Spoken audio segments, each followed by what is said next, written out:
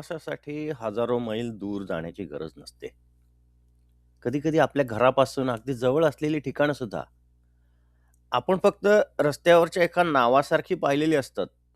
आपण त्यांच्या जवळून जातो, पण त्यांच्यापर्यंत कधी पोहोचतच नाही.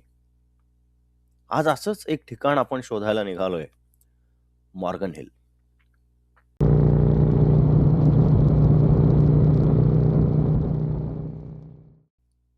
सॅन होजेच्या अगदी जवळ दक्षिणेला सांता क्लारा व्हॅलीमध्ये वसलेलं आहे मॉर्गन हिल. पण इथलं वातावरण मात्र थोडंसं वेगळं आहे. इथं शहर मागं पडायला लागतं. ट्रॅफिक विरळ व्हायला लागतं. डोंगर जवळ यायला लागतात आणि मोटरसायकलवर असताना हा बदल अगदी स्पष्ट जाणवतो. मोटरसायकलच्या प्रवासात मला एक गोष्ट नेहमी जाणवते. कारमध्ये आपण डेस्टिनेशनकडे जात असतो. पण मोटरसायकलवरती डेस्टिनेशन बरोबरच रस्ताही प्रवासाचा एक भाग असतो. हवा बदललेली जाणवते, तापमानातला फरक जाणवतो, आजूबाजूचा वास येतो आणि एखादा सुंदर रस्ता दिसला तर मन म्हणतं, थांब जरा. असाच मॉनरे रोडवरती एके ठिकाणी थांबलो आणि माझ्या आजच्या प्रवासाची दिशा अचानक बदलली. माझ्या बाजूला मोटरसायकल उभी आहे, समोर रस्ता आहे आणि त्याच्या शेजारी आहे हा रेल रोड. एका बाजूला नजर टाकली, रेल्वेचे रूळ दूरवर जाताना दिसतात. दुसऱ्या बाजूला पाहिलं ते तिथंही क्षितिजात हरवून जातात. आणि मग एक विचार आला, आज मी मॉर्गन हिलला मोटरसायकलवर जातोय, पण एकेकाळी या भागाला जगाशी जोडणारा सगळ्यात महत्वाचा मार्ग होता, म्हणजे हे रूळ. कॅलिफोर्नियामधल्या अनेक छोट्या शहरांप्रमाणेच मॉर्गन हिलची वाढ ही रेल्वे रोडशीच जोडलेली आहे. आज आपण फ्रीवेवरून काही मिनिटात एका शहरातून दुसऱ्या शहरात पोहोचतो. पण 19व्या शतकाच्या उत्तरार्धामध्ये परिस्थिती अगदी वेगळी होती. रेल्रोड म्हणजे फक्त एक प्रवास नव्हता. तो होता व्यापार, लोक, शेतीमालासाठी बाजारपेठ आणि बाहेरच्या सगळ्या जगाशी संपर्क. जिथं ट्रेन थांबायला लागली, तिथं लोक यायला लागले. लोक आले, व्यवसाय आले, दुकानं आली, घरं आली आणि हळू एक गाव आकार घेऊ लागलं. आणि मग काही वेळानं आपण पोहोचतो त्या ठिकाणी जिथं या शहराची जुनी गोष्ट आणि आजचं मॉर्गन हिल एकमेकांना भेटतात. The Morgan hill railway station. आज ही जागा आपल्याला अगदी साधी वाटू शकते, पण कल्पना करा, एक काळ असा होता जेव्हा ट्रेन येणं म्हणजे बाहेरचं जग इथं येणं. नवीन लोक, नवीन वस्तू, नवीन बातम्या, नवीन संधी. इथं आल्यावर एक प्रश्न पडतो, की मॉर्गन हिल म्हणजे नक्की कोण? एखादा डोंगर, एखाद्या व्यक्तीचं नाव का दोन्ही? एका कुटुंबाचं नाव. रेलरोडवरच्या एका स्टॉपची ओळख बनलं. संपूर्ण शहराचं नाव बनलं मॉर्गन हिल.